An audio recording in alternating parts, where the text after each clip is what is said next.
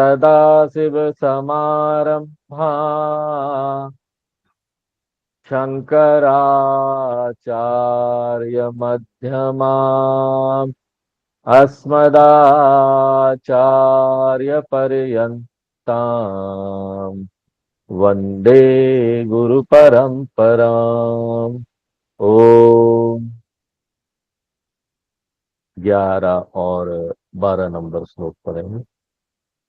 चित्तस्य शुद्धये कर्म शुद्धये कर्म न तु वस्तुपलब्धये न तु वस्तुपलब्धये वस्तु सिद्धिर्विचारेण वस्तु सिद्धिर्विचारेण न किंचित कर्म कोटिभिः न किंचित कर्म कोटिभिः सम्यक् विचारता सिद्धा सम्यक् विचारतः सिद्धा रज्जु सत्त्वावधारणा रज्जु सत्त्वावधारणा भ्रांतोदित महासर्प भ्रान्त्योदित महासर्प भय दुःख विनाशिनी भवदुःख विनाशिनी। छठे श्लोक से लेकर 13वें श्लोक तक शंकराचार्य जी ज्ञान की महत्व के बारे में बता रहे हैं और विचार का जो महत्व है उसके बारे में बता रहे हैं। ज्ञान महत्वपूर्ण है क्योंकि एकमात्र वही साधन है मुक्ति प्राप्त करने का, और विचार महत्वपूर्ण है क्योंकि एकमात्र विचार ही साधन है ज्ञान प्राप्त करने का। ज्ञानम मोक्षैक साधनम विचारः ज्ञानैक साधनम। ज्ञान को आप रिप्लेस नहीं कर सकते किसी और चीज से मोक्ष प्राप्त करने के लिए, और विचार को भी रिप्लेस नहीं कर सकते किसी और चीज से ज्ञान प्राप्त करने के लिए। और जब हम यहाँ विचार बोलते हैं तो आपको याद रखना चाहिए कि ये शास्त्र विचार है, और शास्त्र विचार यानी शास्त्रों का विश्लेषण करना, उनके अंदर खोज करना। ये शास्त्र विचार कैसा है?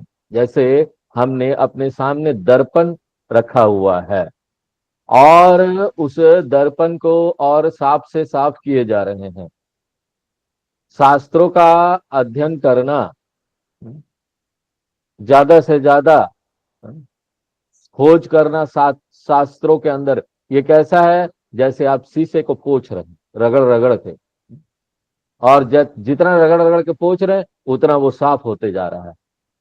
शास्त्र हमारी दृष्टि को स्पष्ट करता जा रहा है। इसलिए शंकराचार्य जी यहाँ पर जोर देते हैं विचार के महत्व को, और 12वें श्लोक में एक उदाहरण भी वो देते हैं।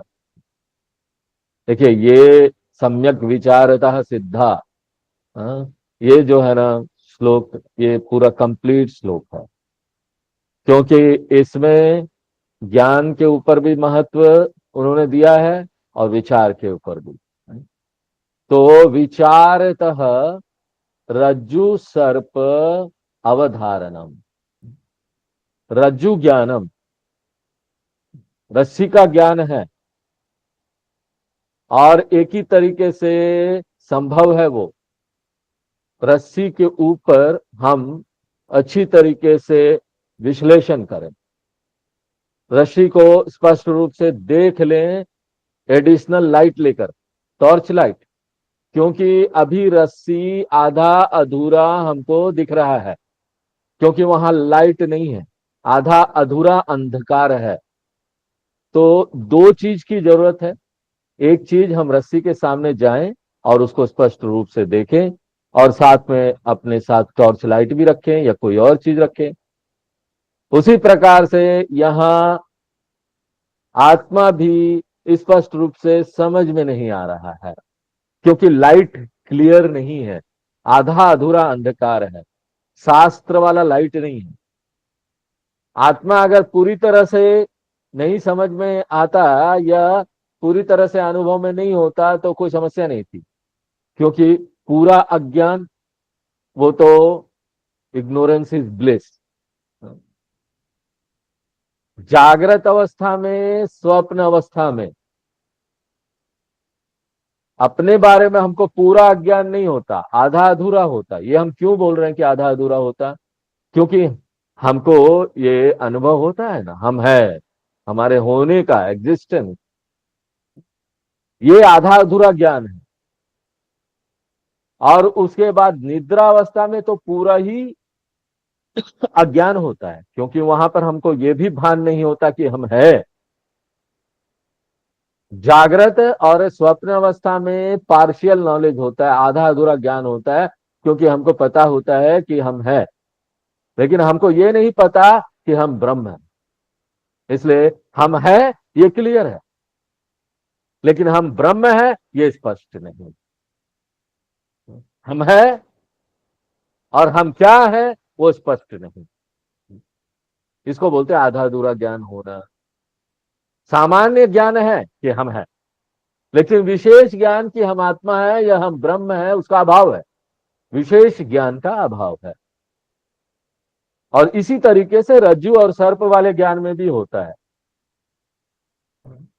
पूरा ज्ञान अगर रस्सी का हो जाए, कैसे होगा? हम उसके सामने जाएं, टॉर्च लाइट जलाएं, लाइट में देखें भाई ये सांप नहीं, रस्सी है। उसी प्रकार से हम आत्मज्ञान प्राप्त कर सकते हैं एकमात्र तभी जब हम आत्मा के ऊपर विचार करें। किस प्रकार से? एक्स्ट्रा लाइट लेकर। और वो एक्स्ट्रा लाइट क्या है? शास्त्र प्रमाणम जो है ना, वो एक्स्ट्रा लाइट। अगर बिना शास्त्र प्रमाण के हम विचार करेंगे तो वो कोई ज्ञान नहीं लेकर आएगा हमारे अंदर। वो जो मंद मंद अंधकार है ना, वो चलता रहेगा। हमको क्यों एक्स्ट्रा टॉर्च लाइट चाहिए? क्योंकि ना वातावरण आधा अधूरा अंधकार, कुछ लाइट कुछ अंधकार ऐसा है। तो इसलिए जब तक एक्स्ट्रा लाइट लेकर नहीं आएंगे, विचार जो है ना वो मीनिंगलेस होगा, अर्थहीन होगा। इसी प्रकार से बिना शास्त्र के जितना भी तीव्र रूप से हम अपनी आंखें बंद कर ले और पूछें मैं कौन हूं, मैं कौन हूं, जितना भी सिंसियरली हम मेडिटेट करें, ध्यान करें और तीव्र रूप से भी करें, लेकिन कोई चीज काम नहीं करेगा, क्योंकि शास्त्र रूपी जो एक्स्ट्रा लाइट है ना वो मिसिंग है, वो है ही नहीं। इसलिए रज्जु वाले दृष्टांत से यहां पर एक्स्ट्रा टॉर्च लाइट लेके आते हैं रस्सी को देखने के लिए। और यहां पर जब हम विचार करते हैं अपने बारे में, तो एक्स्ट्रा टॉर्च लाइट क्या है? शास्त्र, आत्मज्ञानम। तो ये एग्जाम्पल जो है ना रज्जु सर्प का, उसका पहला भाग। दूसरा भाग एग्जाम्पल का क्या है? अगर रस्सी का ज्ञान, एकमात्र रस्सी का ज्ञान ही हमारे डर को नष्ट कर सकता है जो सर्प से हुआ है। रस्सी का ज्ञान, एकमात्र रस्सी का ज्ञान ही हमारे डर को जो सर्प से पैदा हुआ उसको नष्ट कर सकता है। हाँ। और रस्सी के ज्ञान के अलावा हम जो कुछ भी करेंगे उसमें सर्प नष्ट नहीं होगा और भय भी नहीं जाएगा। तो दूसरा भाग जो उदाहरण का है, पहला भाग क्या है?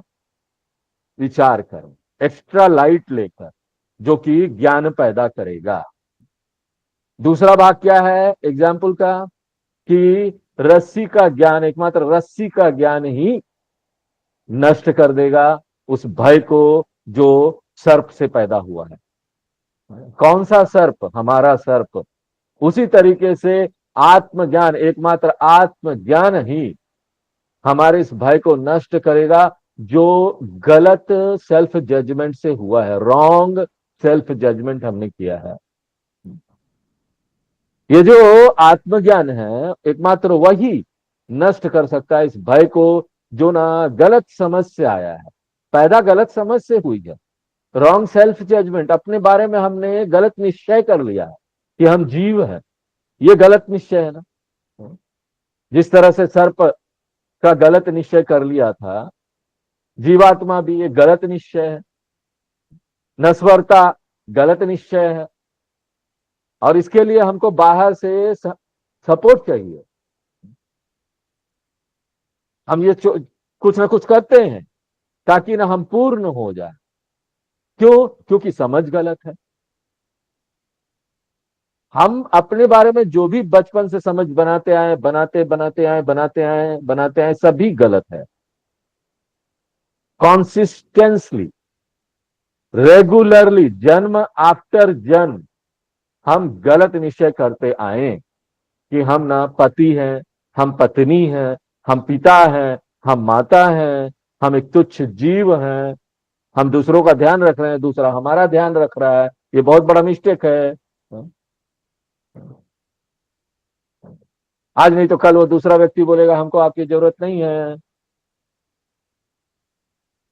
इसलिए दूसरा भाग जो है उदाहरण का, वो क्या है? एकमात्र रस्सी का ज्ञान ही नष्ट कर सकता है उस भय को जो सर्प के गलत समझ से पैदा हुआ है। उसी प्रकार से एकमात्र आत्मज्ञान ही नष्ट करता है उस डर को जो जीवत्वम से पैदा हुआ है, जो कि बहुत जहरीला है। पूरा संसार हमारा जहरीला बना दिया है। यहां तक हमने देखा। अब 13वां श्लोक पढ़ते हैं। अर्थस्य निश्चयो दृष्टः अर्थस्य निश्चयो दृष्टः विचारेण हितोक्तितः विचारेण न स्नानेन न दानेन न स्नानेन न दानेन प्राणायामसतेन वा प्राणायामशतेन वा। तो वही सेम आइडिया फिर से दृढ़ किया गया है इस श्लोक में, वैतरिक से। वैतरिक क्या है? इससे पहले वाले श्लोक में बोला गया कि एकमात्र विचार ही ज्ञान दे सकता है। यहां पर जोर दे रहे हैं कि कुछ और ज्ञान नहीं दे सकता। जब आप बोलते हैं कि विचार ज्ञान दे सकता है तो ये एक पॉजिटिव स्टेटमेंट है। इसको बोलते हैं अन्वय। पॉजिटिव स्टेटमेंट अगर होगा तो अन्वय बोले। और जब बोलेंगे कुछ और ज्ञान नहीं दे सकता है तो ये हम एक नेगेटिव तरीके से बोल रहे हैं, है? तो इसको बोलेंगे वैतरिक। अन्वय वैतरिक, ये तरीका है वेदांत में। तो यहां पर बोल रहे हैं अर्थस्य निश्चय विचारेण। निश्चय यानी दृढ़ ज्ञानम, सत्य का। अर्थ किसको बोल रहे हैं यहां पर? सत्य को, रियलिटी को। वस्तु यानी ब्रह्म। तो संदर्भ के अनुसार सत्य अलग अलग होगा। सर्प वाली समस्या में सत्य क्या है? रस्सी, रज्जु।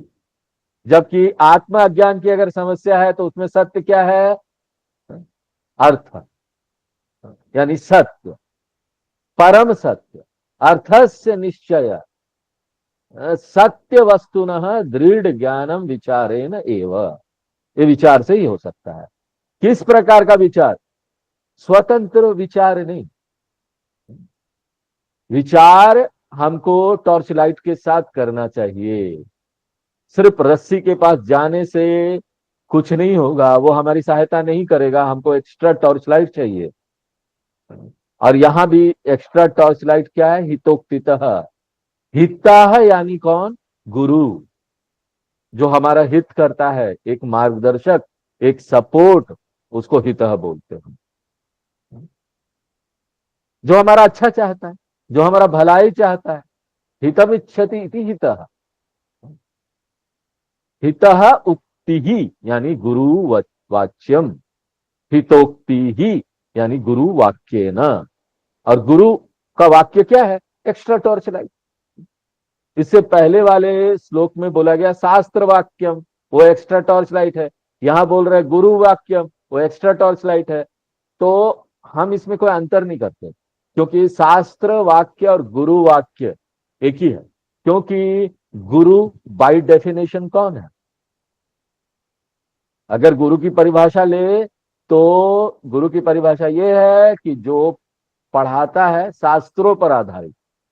अगर शास्त्रों को बेसिस लेके नहीं पढ़ाता कोई गुरु, और वो बोलता है मैं इसको अपने अनुभव से बोल रहा हूं, तो ऐसे गुरु को आप नमस्कार कीजिए, उनसे आशीर्वाद लीजिए और वापस आ जाइए।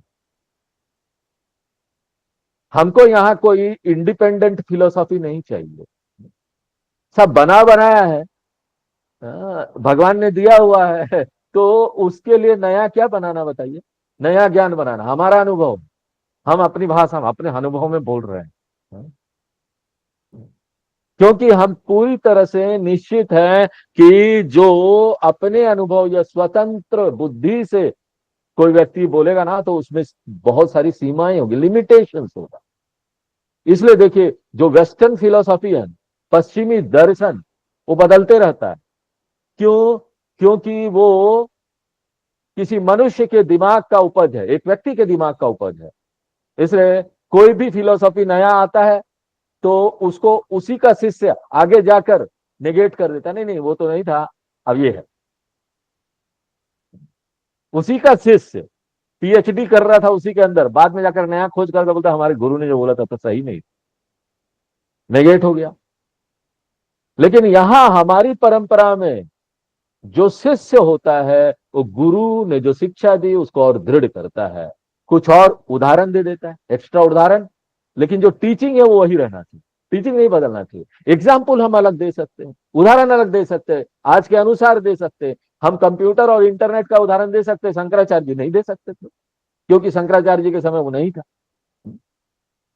अप्रोच अलग हो सकता है, एक्स्ट्रा रीजनिंग दे सकते हैं, लेकिन हम यहां ज्ञान कौन सा देंगे? जो हमारे गुरु ने दिया। यहां पर सब ज्ञान देंगे, उसके बाद सुरेश्वराचार्य जी बोलेंगे ये तो शंकराचार्य जी ने बोला था। सुरेश्वराचार्य जी शिष्य थे शंकराचार्य जी। इसलिए गुरु में बहुत अंतर है। संप्रदायवित जो है वो गुरु। शंकराचार्य जी कहीं और बोलते हैं कि असंप्रदायवित मूर्खवत उपेक्षाया। जो संप्रदाय से नहीं है उसको मूर्ख समझ करना, उसकी उपेक्षा कर देनी चाहिए। जो संप्रदाय वाली शिक्षा को आपको नहीं दे रहा है, रिजेक्ट कर दीजिए उसको मूर्ख समझ को।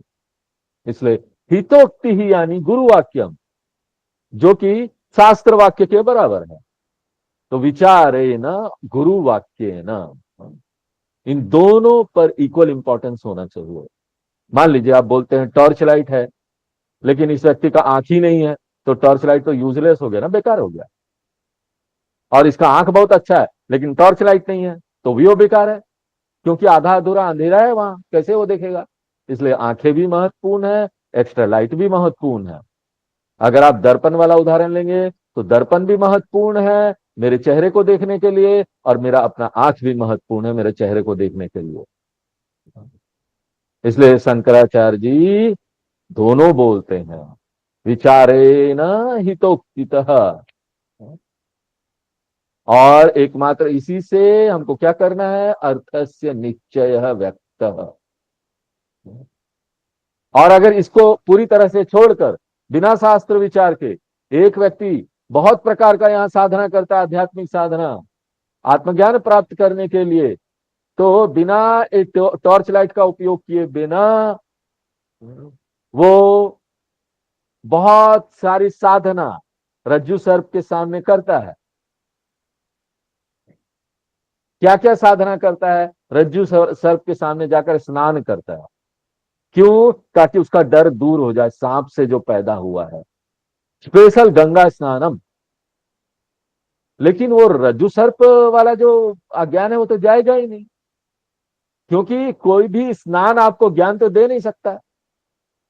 इसलिए शंकराचार्य जी बोल रहे ना स्नाने न, आपने पूरा जो ये संसार की पवित्र नदियां है ना, हर जगह जा जाकर डुबकी लगा ली, लेकिन कुछ नहीं होने वाला, उससे ज्ञान नहीं मिलेगा। भज गोविंदम में शंकराचार्य जी बोलते कुरुते गंगा सागर गमनम व्रत परिपालनम अथवा दानम ज्ञान विहीन सर्वमतेन मुक्ति न भजती जन्म सते न। बिना ज्ञान का सैकड़ों सैकड़ों जन्म लेते रहिए, मुक्ति नहीं होगा। इसलिए न स्नाने न दाने न। अगर एक व्यक्ति यहाँ दान करता है, रज्जु सर्प जहां पर है, अंधेरा है, वहां जाकर खड़ा हो जाता है, पंडितों को बुलाता है, दान देता है, ऐसा ना कल्पना कीजिए, पिक्चराइज कीजिए कि रज्जु सर्प का डर है और उससे उसको दूर करने के लिए उसके सामने खड़े हो जाते हैं, ये समझ, गलत समझ के साथ कि वो सर्प है और उस डर को वो दूर करना चाहता है। उसके लिए वो किस चीज का अभ्यास कर रहा है? आध्यात्मिक साधना, दान, आसन कर रहा है, प्राणायाम कर रहा है, बहुत सारी चीजें कर रहा है। शंकराचार्य जी बोलते ना ना ना ना, रज्जु सर्प का जो अज्ञान है वो इससे दूर नहीं हो सकता, जो भय है नहीं दूर हो सकता। कोई भी एक्सपर्ट योगी होगा,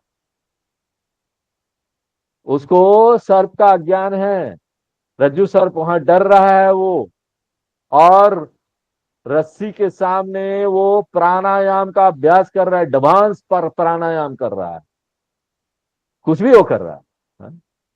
और उसके बाद वो समाधि में भी चला जाए, तो सर्प का क्या होगा? जब तक वो समाधि में है ना, तो सर्प उसको डिस्टर्ब नहीं करेगा। लेकिन जिस क्षण वो समाधि से बाहर आता है, हाँ, फिर से वही समस्या आ जाएगी, फिर से डर लगने लगेगा। दयानंद स्वामी जी बड़े सुंदर तरीके से बोलते थे कि ना, इससे पहले वो अशांत अज्ञानी व्यक्ति था, समाधि में बड़ा शांत अज्ञानी व्यक्ति हो गया है। तो योग क्या है? वो सिर्फ डिस्टरबेंस को दूर करेगा, हाँ, और थोड़ा शांति ले आएगा आपके लिए। योग फिर और भी जितने अष्टांग है, वो सब ज्ञान पैदा नहीं कर सकता। एकमात्र शास्त्र विचार ही माध्यम है ज्ञान का। इसलिए शंकराचार्य जी बोलते हैं प्राणायाम सते न,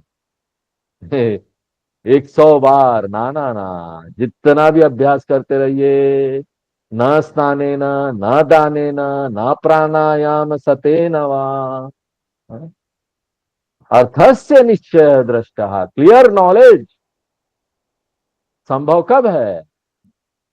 विचारे न हितोक्ति हितोक्तितम। लेकिन यहां पर ना बहुत केयरफुल रहिए, ये सब बहुत कंफ्यूजिंग स्टेटमेंट है और ज्यादातर समय ना इसका गलत उपयोग किया जाता है। इसलिए आप ये नहीं बोल सकते स्वामी जी, हाँ फिर कल से ना हम स्नान ही नहीं करेंगे। क्यों? शंकराचार्य जी ने बोला ना स्नाने ना, हाँ? पहले से ही वो क्या है, लेजी, आलसी व्यक्ति है, नहाता ही नहीं है, हाँ? वो भी ठंड का समय चल रहा है। नहीं, स्वामी जी ने बोला ना स्नाने ना, स्नान मोक्ष नहीं दे सकता, इसलिए बहुत केयरफुल रहिए। यहां पर क्या बोला जा रहा है कि स्नान आपको मोक्ष नहीं दे सकता। यहां पर यह नहीं बोला जा रहा है कि स्नान आपको और कुछ नहीं दे सकता। स्नान की अपनी भूमिका है, स्नान की भूमिका है वो हमको शुद्ध करता है। और हमारे ट्रेडिशन में, हमारी परंपरा में, स्नान सिर्फ शरीर को शुद्ध नहीं कर सकता, सिर्फ शरीर को शुद्ध नहीं करता, हाँ? अगर स्नान हम ईश्वर समर्पण भाव से करेंगे तो हमारा मन भी शुद्ध होगा। स्नान करते समय मंत्र बोलिए, ईश्वर को याद कीजिए, मन भी शुद्ध होगा। उसी प्रकार से हम प्राणायाम की निंदा नहीं करते। प्राणायाम बहुत वंडरफुल अभ्यास है, अन्नमय कोष को टोन अप करने के लिए, स्ट्रांग करने के लिए, प्राणमय कोष को स्ट्रांग करने के लिए, मनोमय कोष, ये 3 कोष प्राणायाम से स्ट्रांग हो जाता है, टोन्ड अप हो जाता है। तो ये एक बहुत सुंदर साधना है। वेदांत इसके उपयोगिता पर प्रश्न चिन्ह नहीं लगाता। इसका जो भूमिका है प्राणायाम का, क्या है? प्राणायाम से हमारा पर्सनालिटी इंटीग्रेट होता है, सामंजस्य होता है। लेकिन पर्सनालिटी में सामंजस्य लाने के बाद शास्त्र में आइए, वहीं मत रुके रहिए प्राणायाम करके। खाली अपने आप को इंटीग्रेट कर लेने से, प्राणायाम से ज्ञान नहीं मिलेगा, इसलिए वहां मत फंसे रहिए। कम टू वेदांत। वेदांत उसी तरह दान भी बहुत महत्वपूर्ण है। कृष्ण भगवान 18वें अध्याय में बोलते हैं, यज्ञ दान तप कर्म न त्याज्यम कार्यमेव तत्, यज्ञो दानम तपश्चैव पावनानि मनीषिणाम। यज्ञ दान, ये किसी भी गृहस्थ को छोड़ना नहीं चाहिए। दान देखो बहुत कठिन काम है, पहले से ही इतना कठिन है दान देना। कोई ना कोई बहाना व्यक्ति ढूंढता रहता है कि दान ना देना पड़े। दान छोड़ने के लिए कोई ना कोई अवसर ढूंढता रहता है। और अगर ये इसको श्लोक को पढ़ लेगा तो उसको और ज्यादा खुशी हो जाएगा, बोलेगा शंकराचार्य जी ने बोल दिया दान से कुछ नहीं होगा, बेकार है, इसलिए दान भी छोड़ दिया। ये सारी चीज उपयोगी है, किस लिए? ज्ञान योग्यता प्राप्त करने को। हम ऐसा कर कर अपने मन को शुद्ध करेंगे ना, तो विचार हमारे लिए आसान हो जाएगा। ज्ञान प्राप्त करने के लिए तो विचार करना पड़ेगा, उसके अलावा कुछ नहीं। 14-15 श्लोक एक साथ पढ़ते हैं। अधिकारेण मनसास्ते अधिकारेण मम शास्त्रे फल सिद्धिर्विशेषतः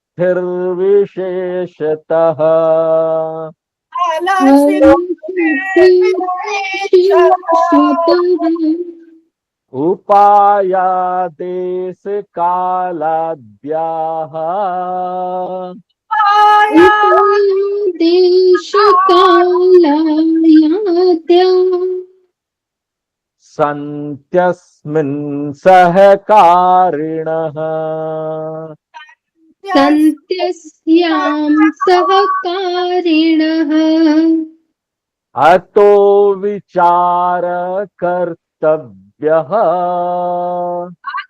अतो विचारः कर्तव्यः जिज्ञासोरात्मवस्तुनः जिज्ञासुरात्मवस्तुनः समासाद्य दया सिन्धुम् समासाध्यस्तया सिन्धुम् गुरुं ब्रह्म विदुत्तमम्।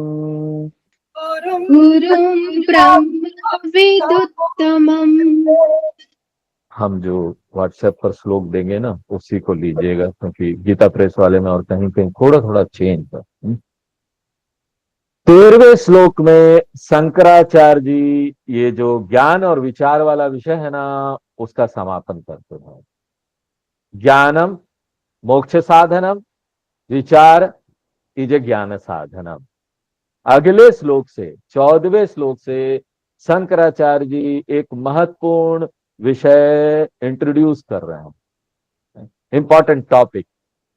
क्वालिफिकेशन क्या है एक वेदांतिक टीचर का? क्या क्वालिफिकेशन है? हमने तत्वबोध में देखा था, एक मोक्ष प्राप्त करने वाले के लिए क्या क्वालिफिकेशन है, पात्रता क्या है, साधन चतुष्टयम। इसी पर यहां जोर दिया जाएगा। इसको बोलते हैं अधिकारित्वम। अधिकारी यानी वो अधिकारी व्यक्ति जो पात्र है। ये 14वें श्लोक से शुरू होगा, लेकिन 14वें श्लोक में जाने से पहले हम ना 15वां श्लोक देखेंगे। कारण क्या है कि जो 15वां श्लोक है ना, बहुत अच्छी तरीके से विचार वाले विषय के साथ मिलता है, इसलिए 15वां श्लोक पहले देखेंगे और उसको 13वां श्लोक के साथ जोड़कर देखेंगे, क्योंकि इसमें ज्ञान और विचार वाला विषय है। तो हम किस तरह से इसको क्रमबद्ध करेंगे? 12, 13, 15। तो 15वें श्लोक के साथ ज्ञान और विचार वाला जो विषय है वो समाप्त होगा। उसके बाद फिर से हम 14वें श्लोक में वापस जाएंगे, 14, 16। अगर हमारे पास कोई चॉइस होता ना तो हम इसको रिप्रिंट करा देते, लेकिन क्योंकि ये ट्रेडिशन में है, परंपरा में है कि हमको ऐसे ही पढ़ना है, तो हमारा इतना साहस नहीं है कि हम इसको बदले। तो हम इसको सिर्फ अपने माइंड में आगे पीछे कर लेंगे। तो हम पहले 15वां श्लोक देखते हैं। अतः विचारा कर्तव्य, इसको 13वें श्लोक से कनेक्ट कीजिए, कितना सुंदर ये कनेक्ट हो जाएगा। 13वें श्लोक में उन्होंने बोला कि एकमात्र विचार हमको ज्ञान दे सकता है, अतः विचार एकमात्र ज्ञान दे सकता है। इसलिए एक व्यक्ति को विचार करना चाहिए, शास्त्र विचार, वो भी कैसे करना चाहिए, हितोक्तितः, हितोक्ति के साथ, हितोक्ति का सपोर्ट लेकर। और ये विचार किसके द्वारा करना चाहिए, जिज्ञासु के द्वारा। जो व्यक्ति ज्ञान प्राप्त करना चाहता है, ज्ञातुम इच्छु इति जिज्ञासु, जो जानना चाहता है। ये सब बड़े सुंदर शब्द है संस्कृत में, इच्छा को बताने वाले। छू छू लगा दोनों, शू शू, मुमुक्षु,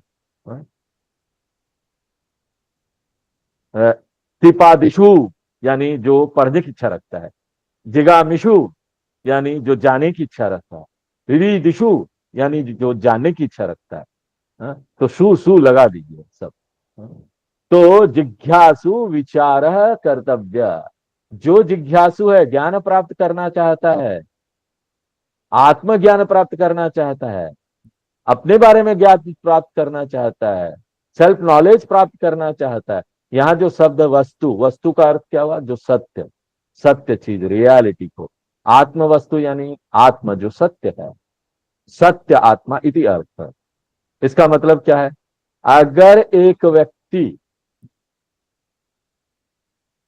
बहुत प्रतिबद्धता के साथ आत्मज्ञान प्राप्त करने का प्रयत्न कर रहा है ना, तो वो बहुत मैच्योर्ड व्यक्ति होगा, बहुत परिपक्व व्यक्ति है। इसका मतलब है उसने स्पष्ट रूप से समझ लिया कि ना यहाँ आत्मा ज्ञान है, गलत समझ हमने बना ली है, वही जड़ है, सब समस्या का जड़ वही है, सब भावनात्मक इमोशनल प्रॉब्लम आती है उसका भी जड़ यही है। और जड़ क्या है, जड़ कारण क्या है, हम तो यहाँ पर क्या है, दूसरों पर दोष डालने में माहिर है, अपना उंगली दूसरों पर उठाते रहेंगे। पत्नी ठीक नहीं है, पति ठीक नहीं है, बेटा ठीक नहीं है, कोई ना कोई गड़बड़ करते रहता है, बहू ठीक नहीं है, हम सभी को उंगलियां दिखाते रहते हैं, लेकिन किसी ने ठीक ही बोला है, अगर हम एक उंगली दूसरों की तरफ उठाते हैं ना, 3 उंगली हमारी तरफ है। ये बता रहा है कि समस्या हमारे भीतर है। दयानंद स्वामी जी बोलते थे कि समस्या, अंग्रेजी में बोलते थे, problem is you, therefore solution is also you. इसलिए हमको अपने बारे में खोज करना चाहिए। रॉन्ग जजमेंट, गलत समझ, अपने बारे में गलत पहचान, वही जड़ है सभी मेंटल प्रॉब्लम की। हम यहाँ फिजिकल प्रॉब्लम की बात नहीं कर रहे हैं, आपको चोट उठ लग गया, पट्टी बन गई, उसकी बात नहीं कर रहे हैं। वेदांत उससे डील नहीं करता, वेदांत फिजिकल प्रॉब्लम से डील नहीं करता। उसके लिए बहुत सारे पैथी है, एलोपैथी है, होम्योपैथी है, और कोई भी पैथी काम नहीं करता तो सिंपैथी काम करेगा। कोई अगर आपसे सिंपैथी करता है तो बहुत अच्छी बात है। वेदांत इसको टैकल नहीं करता, इससे डील नहीं करता फिजिकल प्रॉब्लम। वेदांत मुख्य रूप से किससे डील करता है, इनर प्रॉब्लम, आंतरिक समस्या। तो यहां पर एक परिपक्व विद्यार्थी है जिसने ये खोज लिया है कि समस्या आत्मज्ञान से है, समस्या आत्म अज्ञान से है, जो कि गलत समझ से आया है, अपने बारे में गलत समझ। वेदांत विचार तब जाकर ना अर्थपूर्ण लगेगा, तब जाकर लगेगा हाँ वेदांत विचार करूंगा तो समस्या चला जाएगा। और उसको किस तरह से विचार करना चाहिए, एक बार फिर शंकराचार्य जी जोर दे रहे हैं, गुरुम समासाद्य, अकेले स्वतंत्र रूप से विचार नहीं कीजिए, गुरु के पास जाइए। गुरु का डेफिनेशन क्या है, गुरु का क्या डेफिनेशन है, गुरु का डेफिनेशन है गृह्णाति आत्म तत्वम उपदिशति इति गुरु। गुरु यानी टीचिंग देना, कम्युनिकेट करना। और कैसे? एक दिन एक प्रवचन दे दिया वो पर्याप्त नहीं है, कॉन्सिस्टेंटली सतत इसको देना, सतत इस ज्ञान को देना, ये गुरु शब्द का अर्थ है, गृह्णाति। और एक दूसरा अर्थ भी है। भू का अर्थ है कि अंधकार, रू का अर्थ है कि दूर करना। गुरु का अर्थ क्या है? अंधकार को दूर करना, डार्कनेस ऑफ इग्नोरेंस, अज्ञान का जो अंधकार है, जो इसको दूर कर दे वही गुरु है। गुकारस्त्व अंधकारस्तु, गु अक्षर अंधकार का प्रतीक है, रुकारस्तेज उच्यते, रु अक्षर तेज प्रकाश का प्रतीक है। अंधकार निरोधत्वात् गुरुरित्य विधीयते, जो अंधकार, अज्ञान का अंधकार का निरोध करता है वो गुरु कहलाता है। तो ये सारी परिभाषाएं हमारे शास्त्र में दी गई है, गुरु गीता में बहुत सुंदर वहां महानता बताई गई है गुरु की। और बहुत सारे इस तरह के परिभाषा भी गुरु के लिए उसमें दिया गया है। ये तो एक परिभाषा हमने आपको बताया। और गुरु का क्वालिफिकेशन क्या है, पात्रता क्या है? नहीं समझिए, आप हमेशा ना शिष्य की पात्रता की बात करते हैं, गुरु की पात्रता क्या है? तो दो बताया गया। ब्रह्मवित्त उत्तमम, वो महान ब्रह्म ज्ञानी है, ब्रह्म ज्ञानी। ब्रह्मवित्त उत्तमम यानी महान ब्रह्म ज्ञान, उत्तम यानी निष्ठा को दर्शाता। वो कोई नया नया नोवाइज नहीं है, एकदम नया खिलाड़ी नहीं है जिसको ज्ञान हुआ है। उसने उस ज्ञान को दृढ़ बना लिया है, निश्चय कर लिया है। इसलिए ब्रह्मवित्त उत्तम यानी ब्रह्म ज्ञान निष्ठा, जिसने निष्ठा प्राप्त कर लिया है। तो हम दोनों शब्द यहां लेंगे गुरु के लिए जो पात्रता बताई गई है मुंडको उपनिषद में, श्रोत्रियम ब्रह्मनिष्ठम। ब्रह्मनिष्ठ तो बता दिया, दूसरा क्वालिफिकेशन क्या है? श्रोत्रिय। यहां नहीं बताया गया है, मुंडको उपनिषद से हम लोग ले रहे हैं, जोड़ दीजिए यहां, वो भी होगा। श्रोत्रिय यानी कौन?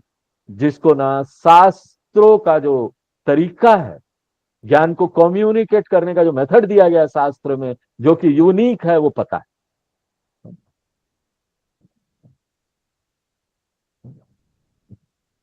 और यहां पर एक और पात्रता बता रहे हैं गुरु की, वो है दया सिंधुम, जो कि ना दया का सागर है, उनमें बहुत करुणा है।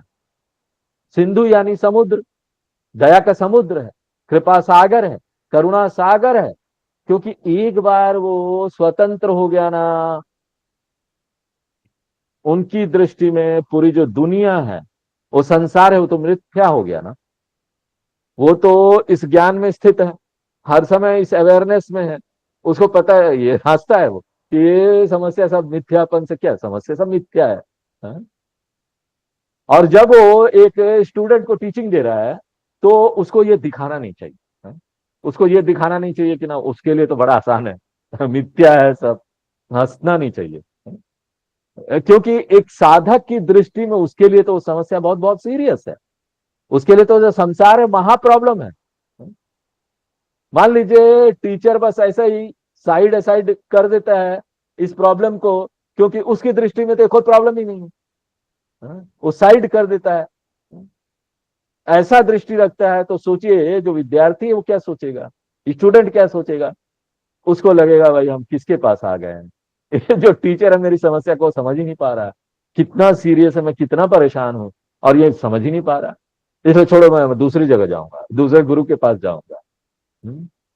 तो ना वो इसको प्रकट नहीं करता है, उसको तो इस प्रॉब्लम को कैसे ट्रीट करना चाहिए कि ना ये एक्सट्रीमली सीरियस प्रॉब्लम है, बहुत सीरियस। तब जाकर जो स्टूडेंट है ना वो सोचेगा कि ना टीचर ने मेरी बात समझ ली है, उसको समझ में आ गया है कि ये समस्या कितना सीरियस है। इसलिए गीता में आप देखेंगे जब अर्जुन ना ऐसा फील करने लगा था, तो व्यासाचार्य जी वहां क्या बोलते थे, बोलते हैं कृष्ण भगवान के लिए, प्रहसन्नीव भारत। कृष्ण भगवान दूसरे अध्याय का 10वां श्लोक है, वहां पर कृष्ण भगवान 11वें श्लोक से कृष्ण भगवान अपना ज्ञान शुरू करते हैं। 10वां श्लोक में व्यासाचार्य जी बोलते हैं कि कृष्ण भगवान ने हंसते हुए से अपने वचन बोले। वो हंस रहे थे, स्माइल कर रहे थे, क्योंकि कृष्ण भगवान जानते क्या कंफ्यूजन है, अर्जुन का बेचारा परेशान हो रहा है, अननेसेसरली अपने ही लिए समस्या इसने क्रिएट कर ली है। हाँ? फिर बोलते गतासु न गतासु नानुशोचन्ति पंडित, कोई चिंता मत करो, इसलिए प्रहसन्नीव। अब वो जोर जोर से नहीं हंस सकते थे ना, प्रहसन्नीव का अर्थ होता है सूक्ष्म हंसी देते हैं, अर्जुन को पता भी न लगे। हाँ? धीरे से हंसते हैं। नहीं तो अर्जुन गुस्सा हो जाता ना, कहते मैं परेशान हूं, मेरा शरीर हिल रहा है, पसीने आ रहे हैं और भगवान को हंसी सूझ रही है, हंसी ठट्टा सूझ रहा है, मैं यहाँ सफर कर रहा हूं। इसलिए प्रहसन ईव, हंसते हुए से ऐसा प्रतीत होता था। तो ना एक टीचर को ना थोड़ा दिखावा करना पड़ता है सीरियसनेस का, ताकि शिष्य के मन में गुरु के प्रति श्रद्धा आए। और उसके लिए क्या चाहिए होता है, बहुत दया चाहिए होता है, बिना दया का वो होगा ही नहीं। एक जो समस्या है ही नहीं उसको एक सीरियस समस्या ट्रीट करना, उसके लिए कितना दया चाहिए, दया सिंधु। और ऐसे टीचर को जो अप्रोच करता है, एक व्यक्ति को अप्रोच करना चाहिए, जाना चाहिए, क्षमा साध्य यानी उसको अप्रोच करना। और किस तरह से उस जाना चाहिए, किस तरह से गुरु के पास जाना चाहिए, शंकराचार्य जी इसका बाद में विस्तार से बताएंगे, इसके बारे में आगे विस्तार करेंगे। तो ये जो 15वां श्लोक है उसको 13वें श्लोक से जोड़ देना चाहिए, और जोड़कर अब ये विषय जो है पूरा होता है आत्म खोज का, विचार का। अब हम फिर से वापस जा रहे हैं 14वें श्लोक, जिसमें विषय बदल रहा है, टॉपिक एक चेंज, विचार टॉपिक समाप्त हो गया। अब हम अधिकारी वाले टॉपिक में आ रहे हैं, क्वालिफिकेशन, पात्रता क्या चाहिए एक स्टूडेंट के अंदर। यहां शंकराचार्य जी बोल रहे हैं कि स्टूडेंट का जो पात्रता है ना, वो बहुत इंपॉर्टेंट रोल प्ले करता है ज्ञान के पैदा होने। Qualification of student plays a very important role in the rise of the knowledge. हमने आपको बहुत सारे उदाहरण पहले भी दिए हैं कि एक जमीन है, आप तैयार करते हैं ना पौधा उसमें रोपने के लिए, अगर आप बीज जो है वो रेगिस्तान में डाल देंगे तो वो तो उगेगा नहीं। तो बीज का मिस्टेक है क्या? हाँ। बीज का गलती नहीं है, वो खाद उद डाल के जमीन को तैयार नहीं किया गया, वातावरण नहीं देखा गया। हाँ। जमीन की तैयारी करना कोई आसान काम नहीं है, जमीन जोतना पड़ता है, वो महत्वपूर्ण है, टेम्परेचर देखना पड़ता है, सही टेम्परेचर है कि नहीं जिस जगह इसको लगा रहे हैं। अब कई लोग जाते हैं घूमने उमने यहाँ पर पहाड़ों में, नैनीताल, ऋषिकेश, हरिद्वार, हाँ, कश्मीर जाते हैं और वहां से एप्पल का पेड़ ले आएंगे, किसी तरह ट्रेन में भर भूर के लाएंगे। हाँ, ट्रेन के कंपार्टमेंट में पूरा पौधे गमले रखे हुए हैं और यहाँ लाएंगे, लखनऊ में लगा देंगे। अरे लखनऊ में कहाँ लगेगा वो पौधा, वातावरण ही नहीं है, तो सूख जाएगा। हाँ? वो अनाधिकारी है, पौधों के लिए वो जगह अनाधिकारी है। इसलिए शंकराचार्य जी बोलते हैं फल सिद्धिर आसस्ते, अगर फल की सिद्धि करना है, रिजल्ट प्राप्त करना है, मोक्ष आसस्ते, विशेषतः आसस्ते, तो वो बहुत हद तक इस पर निर्भर करता है। मोक्ष प्राप्त करना, इसका रिजल्ट प्राप्त करना बहुत हद तक इस पर निर्भर करता है, मुख्य रूप से निर्भर करता है किस पर? अधिकारी नाम, एक सक्षम विद्यार्थी होना चाहिए। इसलिए देखिए पुराने समय में ना वेदांत को कभी वो पब्लिक में लेकर नहीं आते, वेदांत को बोलते थे रहस्यम। जब तक आप ढूंढ ढूंढ के हिमालय में नहीं जाएंगे, 2-3 आश्रम में जहां वेदांत के गुरु चुपचाप बैठे हुए इंतजार कर रहे हैं ऐसे लोगों का, और वो आपको 1-2 साल तक आपसे गैया नहीं चरवाएंगे, तब तक ये ज्ञान देते ही नहीं थे। वो भी बोल देते थे आते, अच्छा तुम वेदांत के लिए आए हो, अच्छा 1-2 साल मेरी गैया चराओ इस आश्रम में, उसके बाद हम देखेंगे, उसके बाद भी कोई श्योर नहीं। हाँ ठीक है। वो तो ये सुन के, अगर अधिकारी नहीं होगा तो ये सुन के भाग जाएगा, अधिकारी होगा बहुत मुमुक्षु, नहीं मैं 2 साल चराऊंगा, यहीं रहूंगा। हाँ? शंकराचार्य जी शिक्षा वल्ली भाष्य में बोलते हैं कि ये जो उपनिषद शब्द है ये जो उपनिषद है उसको एक और शब्द से इंडिकेट किया जाता है और वो है रहस्यम, सीक्रेट। उपनिषद यानी सीक्रेट। उपनिषद शब्द का बहुत सारा अर्थ है और एक अर्थ उपनिषद का है गुप्त चीज, रहस्य चीज। गीता में कई बार कृष्ण भगवान ने बोला ना, रहस्यम, गुह्यम, गुह्यतमम, ये सारे जो शब्द है ना, गुह्यतमम, उपनिषद आदि, इसका क्या अर्थ है? रहस्य, सीक्रेट। और क्यों इसको सीक्रेट रखा जाता था? क्योंकि देखो, वेदांत सफल होगा कि नहीं वो ज्ञान, ये बहुत हद तक इस पर निर्भर करता है कि जो इसको प्राप्त कर रहा है वो अधिकारी है कि नहीं। अगर वो तैयार नहीं है लेने वाला तो वेदांत फेल हो जाएगा। वेदांत फेल हो जाएगा तो कोई बात नहीं, लेकिन अगर उल्टा रिजल्ट दे दे तो, उल्टा समझ बना दे तो, इसलिए कृष्ण भगवान गीता में बोलते हैं ना बुद्धि भेदम जन्येत अज्ञानाम कर्म संगीनाम। तो क्या पब्लिकली हमको देना चाहिए, क्या पब्लिकली नहीं देना चाहिए। इसलिए ये जो ग्रुप है ना, हमने नाचिकेता नचिकेता ग्रुप बनाया और इसमें कुछ लोगों को ही डाला, क्योंकि ये ज्ञान फ्रीली हम लोग नहीं दे सकते।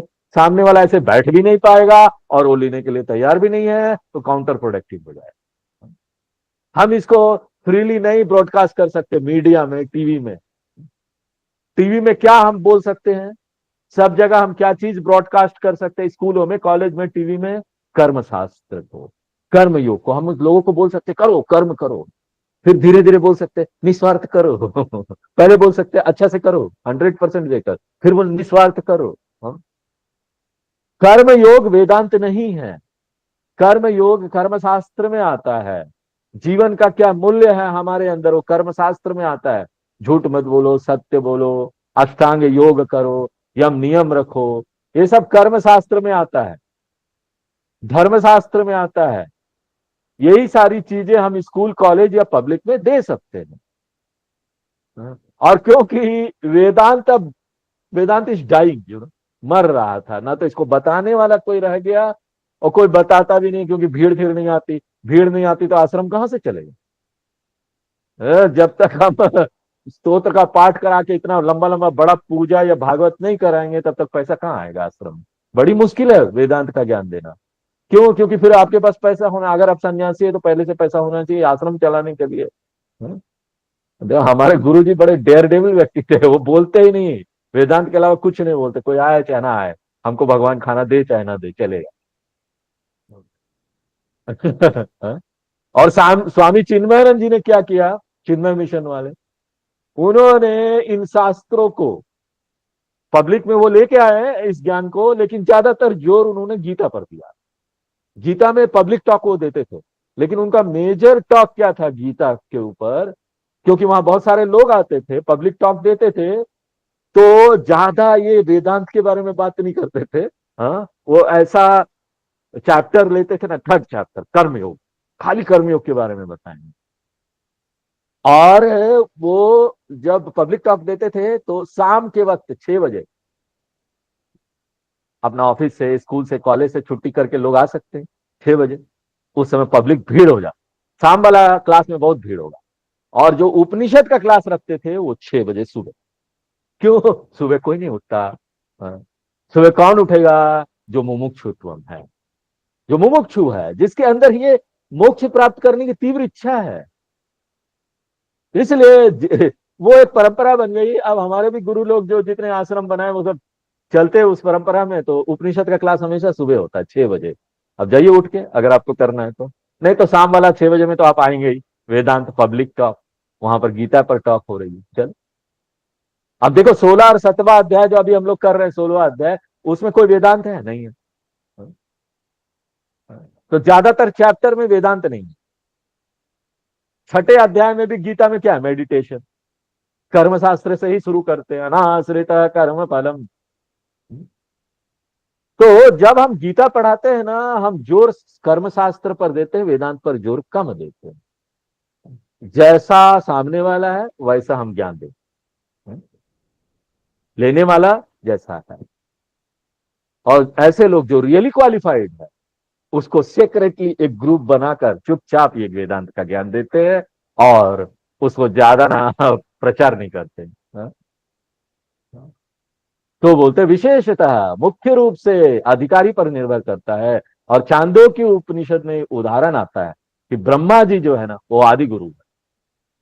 उनका 4 सिर है, 4 सिर यानी 4 वेद। और वो 2 शिष्य को लेते हैं पढ़ाने के लिए। हमारे गुरु लोग भी भीड़ नहीं लेते थे वेदांत पढ़ाने में, 1 शिष्य 2 शिष्य। शंकराचार्य जी के भी देखिए, जो फोटो में बैठे लोग होंगे ना, जो जिनको वेदांत का ज्ञान दे रहे, वो 3 या 4 बस वही लोग थे। हाँ? तो वो 2 शिष्य लेते हो। 2 शिष्य कौन थे? इंद्र और विरोचन। छांदोग्य उपनिषद के 8वें चैप्टर में, अध्याय में यह आता है। इंद्र देवता थे, विरोचन कौन था? असुर था। अब देखिए, ब्रह्मा जी से अच्छा टीचर कौन हो सकता है? He was the best teacher. पूरी सृष्टि को उन्होंने बनाया, ज्ञान दिया, 4 वेद को दिया। लेकिन फिर भी इतना पढ़ाने के बाद भी विरोचन को समझ में नहीं आया, और उसने गलत समझ पैदा कर ली और ज्यादा समस्या क्रिएट करने लगा दुनिया के लिए। इंद्र को भी नहीं समझ में आया, लेकिन उसके भीतर का एक दैव मन उसने बोला कि चलो नहीं समझ में आया ना, फिर से करो। वो फिर से वापस जाता है कि जरूर मेरी समझ में कोई गलती है। अगर गुरु जी बोल रहे नहीं समझ में आ रहा है, हाँ, वो भी ब्रह्मा जैसे गुरु, मेरी समझ में कोई गलती होगा, चलो मैं फिर से जाता हूं, फिर से पूछता हूं। दूसरी बार, तीसरी बार, चौथी बार, उसके बाद ना इंद्र को ज्ञान प्राप्त हो गया। इसलिए टीचर सक्षम तो होना ही चाहिए, वो एक चीज है, लेकिन ब्रह्मा जी भी इस ज्ञान को नहीं दे पाए अगर स्टूडेंट असुर है। असुर का अर्थ नहीं है जिसका सिंग हो, बड़े बड़े दांत हो। असुर का अर्थ वो नहीं है। असुर यानी भौतिकवादी व्यक्ति, जो इंद्रियों के भोग में लगा रहता है, जो मनी प्रधान है। इसलिए अधिकारी नाम आसस्ते, यही नहीं कि पात्रता जरूरी है, दूसरे और चीज भी योगदान देते हैं। और वो क्या है? देश कालाभ्यम। देश यानी एक आदर्श जगह होना चाहिए। मान लीजिए आप कोई किताब पढ़ना चाहते हैं और हम आपको बोलते हैं लखनऊ के जो चारबाग रेलवे स्टेशन है वहां जाकर पढ़िए, तो आप सोचिए कितना वहां पर आपको डिस्ट्रैक्शन होगा। आप एकाग्र हो ही नहीं पाएंगे, कंसंट्रेशन इज इम्पॉसिबल। इतना ट्रेन आ रहा जा रहा, लोग आ रहे जा रहे, वहां क्या किताब पढ़ पाएंगे? इम्पॉसिबल है। बहुत कठिनता के साथ आप किसी प्रकार मैनेज कर पाएंगे। लेकिन यही आप लाइब्रेरी में बैठिए तो कितना शांति से आप किताब पढ़ सकते हैं, कोई आपको डिस्टर्ब नहीं कर पाएगा, और वहां पर आपकी ग्रास्पिंग पावर भी अधिक हो जाएगी। उसी प्रकार से आप किसी गुरुकुल में जाते हैं ना, यहाँ पर एक सेटअप है जहां पर दूसरे और लोग भी हैं पढ़ने वाले, उनका मेंटेलिटी सेम मेंटेलिटी है ना? और वो जगह एक पवित्र जगह है, पवित्रता से वो जगह जुड़ा हुआ किसी पवित्र चीज से। जैसे गंगा के तट पर कई सारे आश्रम बने पड़े हैं, ऋषिकेश हरिद्वार, गंगा के तट पर। हाँ? तो वो एक एक्स्ट्रा कंट्रीब्यूशन हो जाता है, मुख्य नहीं है। वही कंट्रीब्यूशन, वही एनवायरमेंट आप घर में भी बना सकते हैं। चारों तरफ भगवान का फोटो लगा दीजिए, माहौल ऐसा बना दीजिए, अगरबत्ती वगैरह जला दीजिए। हाँ? और क्लास शुरू होने से पहले थोड़ा प्रवचन सुन लीजिए, अपना माइंड वहां ले आइए। तो ये सब वहां, तो ये सब योगदान करता है, हाँ? सहायक है। तो वो बोल रहे देश सहकारी, ये कंट्रीब्यूटरी कॉजेज है। लेकिन हम ये नहीं बोलते कि ये जरूरी है, अनिवार्य है, इट इज नॉट मस्ट। ऐसा नहीं कि हमने बोल दिया तो अब आप सोचेंगे कैसे ऋषिकेश हरिद्वार जाना है, गंगा के किनारे जाना है। नहीं, ये मस्ट नहीं है। अगर है तो बहुत अच्छा। इसलिए हम बोलते हैं संन्यास आश्रम जो होता है ना, लोग आश्रम बदलते हैं, ये कंट्रीब्यूटरी कॉज है, योगदान देता है।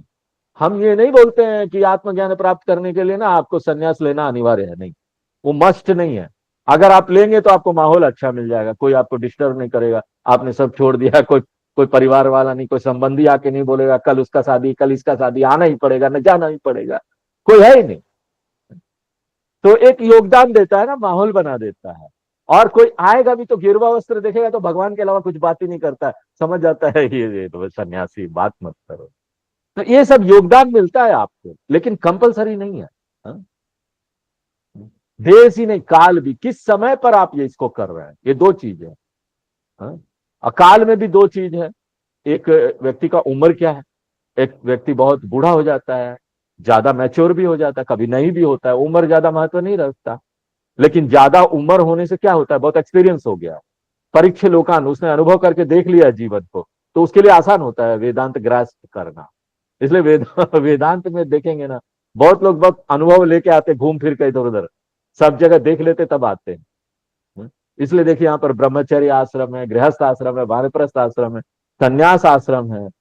इसलिए उम्र भी महत्व रखता है। इसलिए दक्षिणामूर्ति स्तोत्रम में हम लोग पढ़ते ना, वर्षिष्ठान्ते वसद ऋषि गणैः आवृतम ब्रह्म निष्ठैः।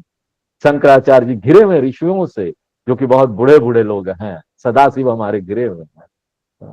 तो लोग बोलते हैं कि वेदांत जो है ना सिर्फ बूढ़े लोगों के लिए है। हाँ? पछता ये तो कैसी बात है, सोचो। और ये अजीब सी बात है। हाँ? तो बूढ़े लोगों के लिए है। जो बहुत यंग लोग होते हैं ना, वो कर्म प्रधान होते हैं। ज्यादातर लोग आप देखेंगे ना, जो यंग लोग हैं, उनको तो कर्म करना है, अपने लिए नौकरी प्राप्त करनी है, पैसा प्राप्त करना है। हाँ? बहुत कम लोग होते हैं जो समझ जाते हैं इस बात को। अगर वो मैच्योर हो जाएंगे तो वो समझ जाएंगे। इसलिए काल जो है ना, एज, वो महत्वपूर्ण है। उम्र और टाइम, किस समय आप कर रहे हैं, दिन के किस समय कर रहे हैं, सही समय में, दोपहर में कर रहे हैं, खाना खाने के बाद अध्ययन कर रहे हैं वेदांत का, ब्रह्मसूत्र का नोट्स बना रहे हैं, हाँ? अगर सिर में दर्द हो रहा है उस समय तब कर रहे हैं, किस समय कर रहे हैं? तो सुबह का समय बताया जाता है, ब्रह्म मुहूर्त सबसे अच्छा होता है। लेकिन कोई भी समय सही है अगर आपका मन सही है तो, है ना? कोई भी समय। तो उम्र क्या है, समय क्या है, किस समय आप उसको कर रहे हैं। Appropriate time, appropriate age. इस उसी प्रकार आद्य, आद्य यानी वातावरण कैसा है, सेटअप कैसा है। आप पढ़ने का काम जो है ना, वेदांत नोट्स बना रहे कुछ, और डाइनिंग रूम में नहीं कर सकते। डाइनिंग टेबल पर क्षमा कीजिए, डाइनिंग टेबल पर बैठकर अगर आप वेदांत पढ़ेंगे तो वहां पर क्या विचार आएगा, खाने का विचार आएगा। इसलिए पूजा का कमरा हम लोग सेपरेट रखते हैं, डाइनिंग रूम सेपरेट होता है, क्योंकि बाहर का जो ये वातावरण है वो प्रभावित करता है। इसलिए देश काल निमित्तम, निमित्तम यानी ये कंडीशन है, वो सब है। उपाय, ये सारी चीज सपोर्ट करता है, साधन है। सहकारी ना सहकार करता है, सहयोग करता है। सहकारी न उपाय है, सपोर्टिव उपाय है, सेकेंडरी है, मुख्य नहीं है। किसके लिए, अस्मिन फल सिद्धौ, मोक्ष की सिद्धि के लिए, मोक्ष प्राप्त करने के लिए। आज यही विराम देते हैं, आगे फिर हम लोग नेक्स्ट क्लास में देखेंगे। ओम पूर्णमदः पूर्णमिदं पूर्णात् पूर्णमुदच्यते पूर्णस्य पूर्णमादाय पूर्णमेवावशिष्यते। ओम शांति शांति शांति।